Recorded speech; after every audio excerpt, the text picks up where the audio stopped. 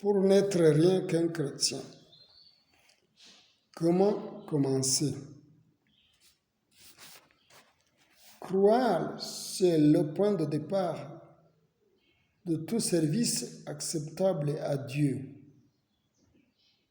Car sans la foi, il est impossible de lui plaire. Celui qui s'approche de Dieu doit croire qu'il existe et qu'il récompense ceux qui le cherchent. Hébreux, chapitre 11, verset 6. Pour être sauvé, on doit d'abord croire en Dieu et en son Fils Jésus-Christ. Jésus dit, « Si vous ne croyez pas que moi je suis, vous mourrez dans vos péchés. » Jean chapitre 8, verset 24. C'est l'évangile qui raconte la naissance, le ministère, la mort, l'ensevelissement, la résurrection, l'ascension et l'autorité du Christ. Nous devons donc croire à son message. Marc, chapitre 16, versets 15 à 16. Christ ordonna que l'évangile soit prêché parce qu'il savait que si les hommes ne l'entendaient pas, ils ne pouvaient pas croire en lui et être sauvés. Ainsi, la foi vient de ce qu'on entend et ce qu'on entend vient de la parole du Christ. Romains, chapitre 10, verset 17. Lisez aussi Romains, chapitre 10, verset 10 au verset 16. Mais la foi n'est pas seulement une première étape à compléter avant de procéder à la deuxième étape menant au salut. La foi est plutôt la motivation et la source de toute obéissance envers Dieu. Tout ce que l'on fait pour devenir chrétien ou pour vivre la vie chrétienne, c'est le fruit de la foi en Dieu et en Christ. Le repentir, la confession de la foi et le baptême sont des actions de la foi. Quand nous accomplissons ces actes d'obéissance, nous exprimons de façon évidente notre foi intérieure.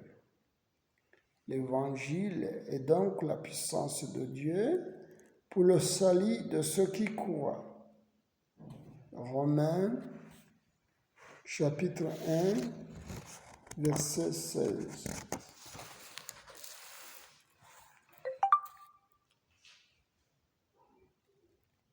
Ajoutons à notre foi les caractéristiques chrétiennes nécessaires. 2 Pierre, chapitre 1, verset 5. Selon la Bible, nous marchons par la foi. 2 Corinthiens, chapitre 5, verset 7. La foi est tellement primordiale au christianisme que ce dernier est souvent appelé simplement la foi dans la Bible. Jude 3. Car Dieu a tant aimé le monde qu'il a donné son Fils unique, afin que quiconque croit en lui ne périsse pas, mais qu'il ait la vie éternelle. Jean, chapitre 3, verset 16. Est-il nécessaire de se repentir?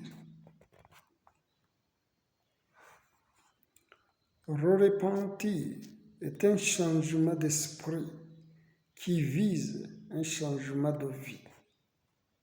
c'est se détourner du péché et se tourner vers Dieu, puisque tous ont péché et sont privés de la gloire de Dieu. Romains chapitre 3, verset 23. Dieu a déclaré que tous les hommes partout doivent se repentir. Actes chapitre 17, verset 30. Dieu ne veut qu'aucun périsse, mais sa volonté est que tous viennent à la repentance. 2 Pierre chapitre 3, verset 9. La repentance est le résultat de la conviction du péché. Lorsque les Juifs ont eu le cœur vivement touché par la proclamation de l'évangile de Christ, le jour de la Pentecôte, on leur a dit de se repentir et d'être baptisés. Actes chapitre 2, versets 37 à 38. Beaucoup de gens refusent de se repentir parce qu'ils n'admettaient pas qu'ils soient pécheurs. La repentance suit la tristesse selon Dieu. 2 Corinthiens chapitre 7, verset 10. C'est une tristesse et le gré et de la honte parce que nous savons que nous sommes coupables de péché. La tristesse selon Dieu produit une repentance qui mène au salut. La repentance est occasionnée par la crainte de la punition que mérite le péché.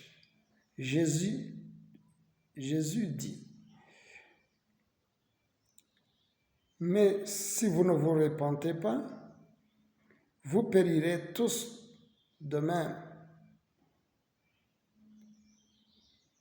Vous périssez tout de même. Luc 13, verset 3.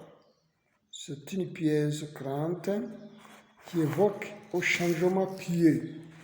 La repentance s'effectue par le souvenir de la bonté de Dieu. La bonté de Dieu te pousse à la repentance. Romains chapitre 2, verset 4. Quand le fils prodigue allait fraîchir à la honte de son père, il est rentré à lui-même et a décidé de rentrer chez son père. Luc chapitre 15, verset 17 au 18. La réforme d'une vie suit la vraie repentance. Jean-Baptiste ordonné, produisez donc des fruits dignes de la repentance.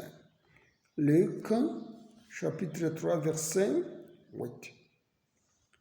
Le voleur doit cesser de voler, le menteur doit cesser de mentir, et le polygame doit renoncer à la polygamie. À moins d'effectuer un changement de la vie de quelqu'un, la repentance ne s'est pas produite.